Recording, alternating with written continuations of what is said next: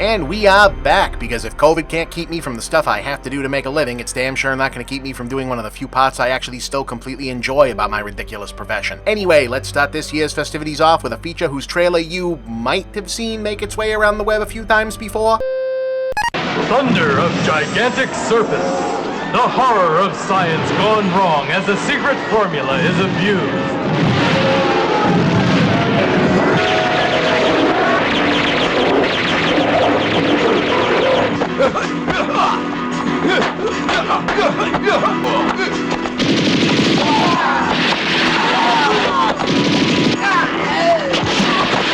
Thunder of gigantic serpent.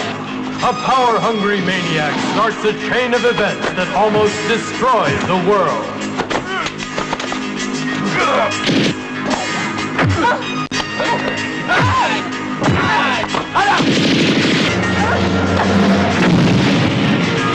Thunder of gigantic serpent. A monster is unleashed and leaves a trail of devastation and death. Thunder of gigantic serpent. Can a lesson be learned from a terrible mistake? Or is it too late?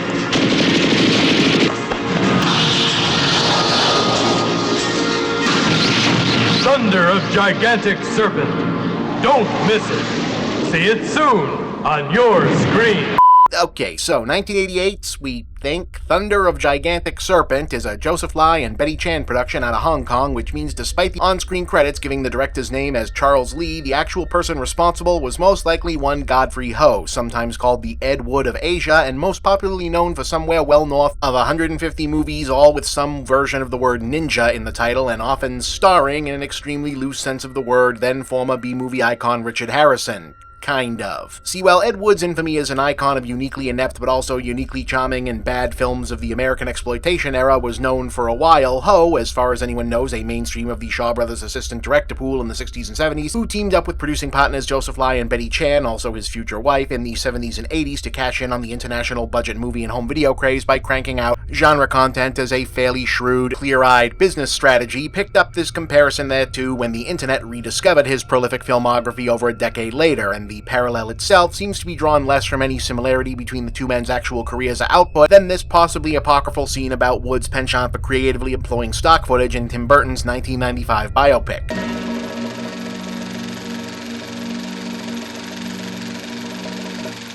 This is fantastic. What are you going to do with it? Probably file it away and never see it again. Oh, it's such a waste. Why, if I had half the chance, I could make an entire movie using this stock footage. The story opens on these mysterious explosions. Nobody knows what's causing them, but it's upsetting all the buffalo. So the military are called in to solve the mystery. You forgot the octopus. No, I'm saving that for my big underwater climax. To wit, Ho and Lai's angle in the 80s was, while also here and there actually making a coherent movie on purpose, to also put the assembled crews of actors and stunt people to work shooting sequences of shootouts, car chases, fistfights, explosions, people getting roughed up, general business happening that looked interchangeable, scenes from a movie-esque, and lots of ninja fighting, because everyone should have an angle, that could be cut up and spliced together along with stock footage, scenes to be shot later, or even unrelated whole other movies purchased for remarketing from Taiwan, the mainland, Japan, or elsewhere in East Asia, and redubbed, usually into distribution-friendly English, to create entire quote-unquote new movies, usually but not always about ninjas in some way, which could then be repackaged and resold in bulk on the international market. Thunder of Gigantic Serpent would be one of the not always examples, apparently repurposing most of a Taiwanese-made kaiju movie from 1984 called King of Snakes, though it's not 100% clear how much was actually added or subtracted one way or another, i.e. in this scenario, Lai and Ho may have actually simply recut all or most of one of their own earlier productions. It's just not clear. However it got here, the finished result is about what you might expect from the same team that gave us Robo-Vampire, a slammed-together fusion of a Gamera movie, a mad science thriller, and a violent spies versus gangster movie that doesn't really make a lot of sense, but at least moves nice and fast while not doing so.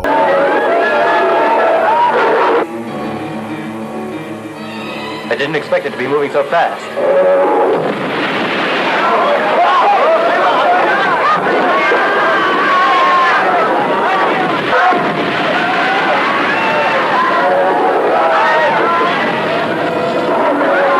can't say about Godrey Ho movies is that they don't know how to work with economy of dialogue. You're just in time.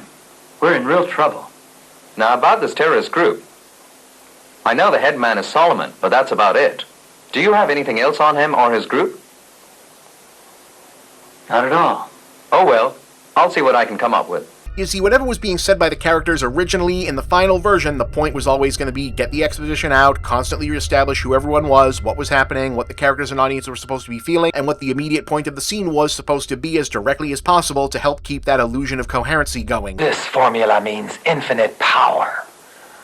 I must have it. Yes, then people will start listening to us. Yes. Which has the joint watchability increasing factor of making things really move in terms of momentum, and now retroactively making every dialogue exchange sound hilariously similar to the Ollie Williams gags from Family Guy. Your new formula. It successfully worked on plants. I knew it would. Ollie? It's raining sideways! Sounds rough, Ollie. Do you have an umbrella? Had one! Where is it? Inside out, 2 miles away! Is there anything we can do for you? Bring me some soup! What kind? Chunky! Dr. T, forget about the plants. Proceed with Thunder Project. Everybody looks like ants! Probably because you're up so high. I object. You have no say now. Then I want my formula back.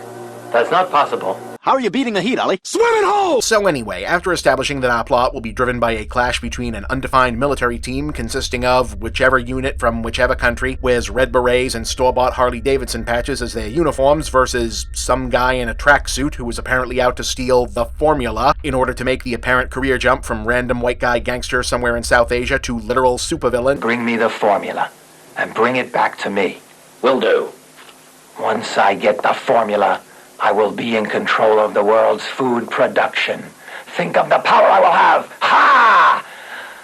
Every nation on Earth will bow to my will. Okay, I mean, even Cobra Commander started somewhere, right? The formula, though, actually refers to a government-funded covert operation whereby people in lab coats have developed a transparent acrylic box that makes things bigger when you pump it full of mad scientist stuff. Dr. T, forget about the plants. Proceed with Thunder Project. Yes, sir. What Thunder Project? It's a national secret. You can go ahead and feed the information into the computer and we'll start right away. It's already programmed. Dr. T, we can proceed as soon as you like. All right. Well, team, let's get started then. Miss Lynn, please put the frog in the chamber right away. All right.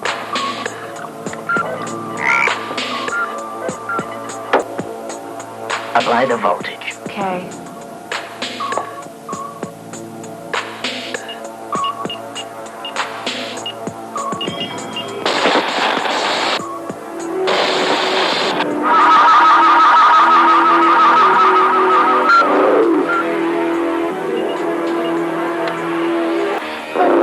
It's incredible.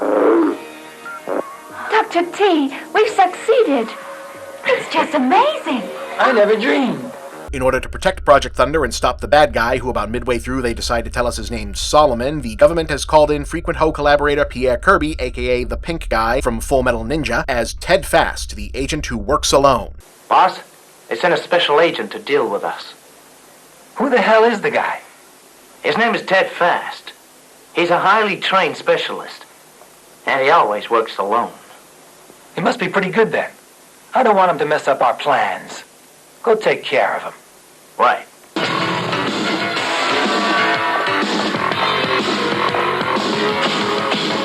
That's the guy.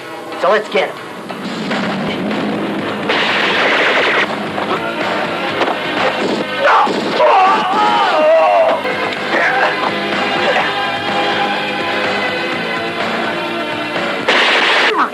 Oh, you might have noticed the copy I had to work with here has burned-in subtitles in neither English nor Chinese. I have no idea. It seems to be the best available transfer of this around. Boss, that Ted guy killed Peter. Shit, he is good then. He's gonna be a real problem for us. I've already told Ted to deal with him, but he might need some help. General, we'll do our best to help him. Colonel Fan. Sir. Ted is most effective when he works alone. In that case, I can only help him by giving him information. The rest is up to him then. Fuck off. Who the hell are you? Fast. Ted Fast. You heard of me.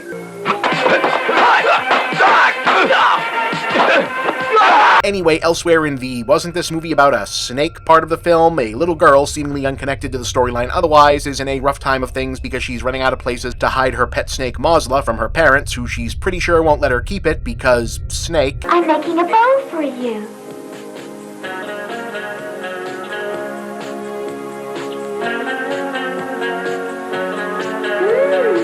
Looks good on you. Do you like it? And also more generally because it looks like the outdoor toy situation in 1988 Taiwan was not wonderful. What are these things? I feel like whatever they aren't working or being used properly. But you see where this is going. The bad guys try to steal the embiggening box, but it gets lost. Come on! Johnny!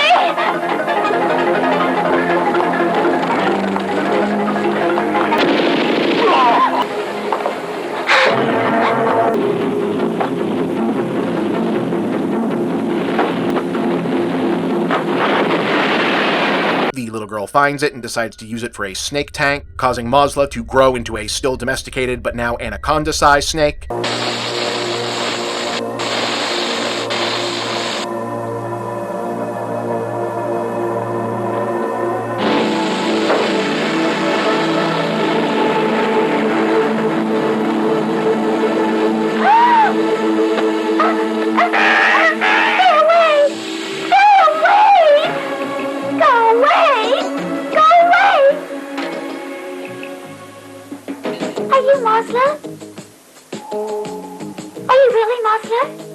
How'd you get so big? Mosla, if you don't know, then I don't know either. We space out Act 2, cutting between army versus gangster shootouts and E.T./Iron Giant business. Ted's coming!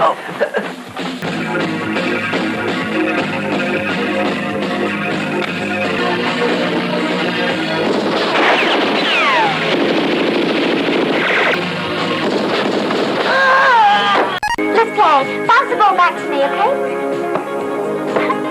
That was good. Now try again. Oh!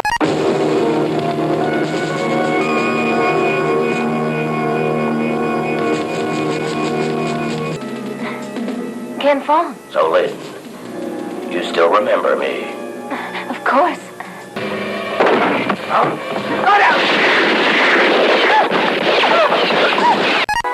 Hey, come on over. I've got some food for you.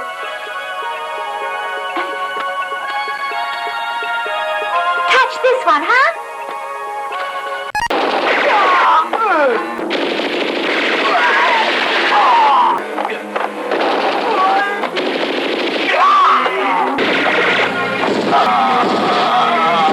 Don't move!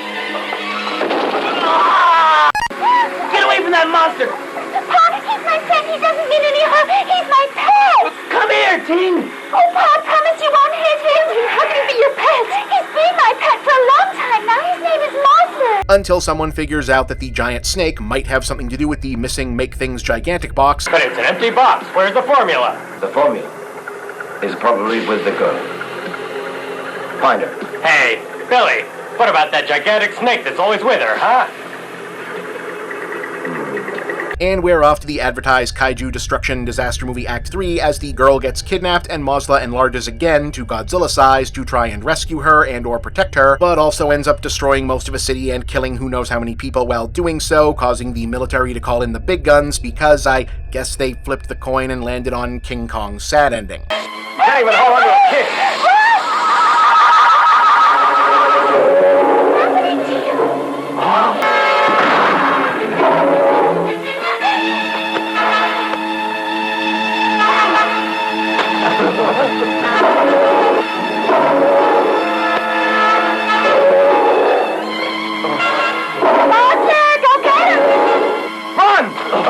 Did you get rid of that fucking snake yet? There's a problem. Oh, yeah? The snake's changed. It's even bigger now. So I think it's best if you send out the plane. Over. He gonna get it! Billy, there's the plane.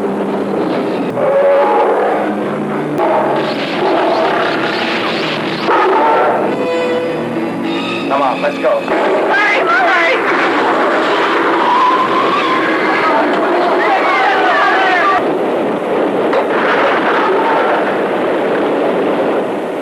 innocent lives. What should we do?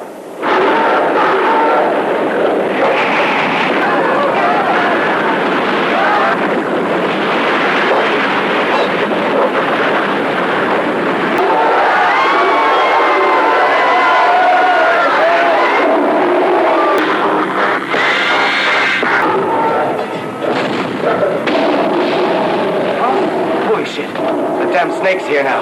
Monster, come save me! Because yeah, if there's one aspect that really sets Thunder of Gigantic Serpent apart from other movies in its genre, apart from the expected absurdity that comes with being a Godrey Ho, Joseph Lai, Betty Chan movie in general, it's that for something that was nakedly thrown together as the analog version of an algorithmic YouTube mashup in terms of just get marketable product in front of eyeballs, it goes bizarrely hard on ending on just the most unsentimental, nihilistic note possible. The fighters should be in the air now. We're all gonna die when the bombing stops. There's a little girl in that building, along with Inspector Xiao. What's that? Right now? Please, you have to save my daughter, It's please. too late. The fighters have taken off. Oh, God! My daughter's in that building! Can you tell the Air Force to hold off for a while? No way. We can't wait. The opportunity's too good. You can't! You just can't! You'll be responsible for murdering my daughter!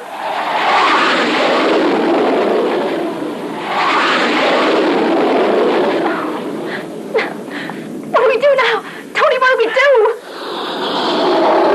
Mazla gets violently blown up because, hey, giant serpent, dangerous. Monster, come down! Monster! Monster, hurry! Monster! Come on, I'll rescue you! Monster!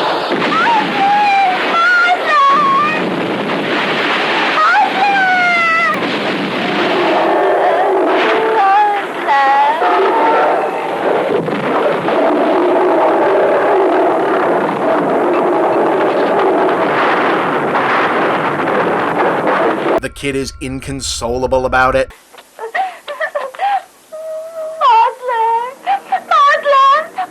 you can't die. Mazla, you can't die. Mazla, can you hear me? I'm Ting-Ting, can't you hear me? The various grown-ups are mostly assholes about it to her. It's dead now. Mazla's dead. No, he's not dead. He's not dead. He's not dead. He's not dead. Mom! Master's gonna die. Please help to save me. Come and save me. Please, Ting-Ting, listen. Come on, you help me. Ting-Ting, don't, please. Come on, please. Come on, Master's gonna die. Come on, you can save me. Please help me. Ting-Ting, listen to me. Master's dead. There's nothing you can do about it. It's all over now. Do you understand me? It's over now. She's pissed off at them. You're lying. You're lying. It's all your fault. All your fault. Why did you order the plane to kill him? Little girl, he was dangerous, don't you understand? No, he was coming to save me. He's not dangerous.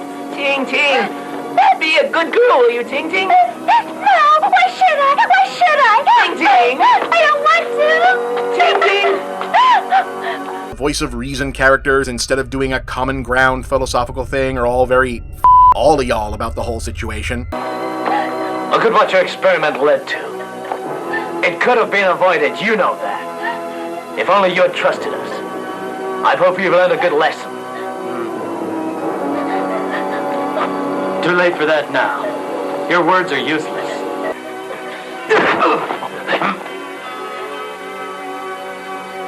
You know, that's for the innocent lives.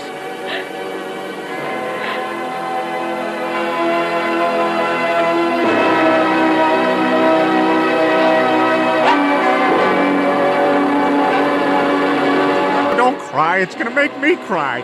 Ah! I cry like Snoopy. Ah! And then that's not even the real ending, because they sold these as action movies, so it still has to go out on Ted Fast in a showdown with Solomon for some reason nobody cares about. Go on, shoot. Make my day, punk. Looks like a stalemate. Fast.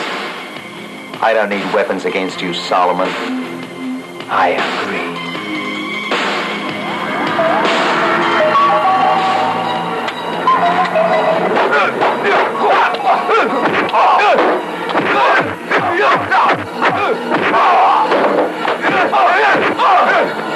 Have enough! Come on!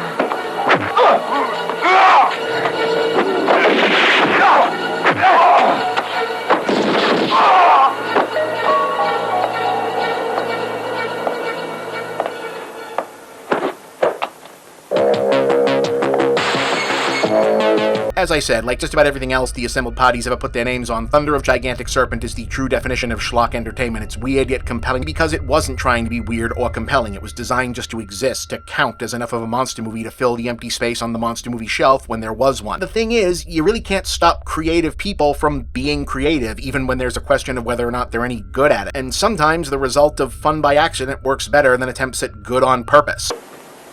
Hello? General, this is Ted. You better call out your army fast. That snake is headed your way. Huh? What's going on in there, Ollie? He came back! How is he? Man! Thanks, Ollie. And that's the beginning of Schlocktober this month, folks. Stay tuned. We'll be back on a much more regular schedule next week. I'm Bob, and that's the big picture.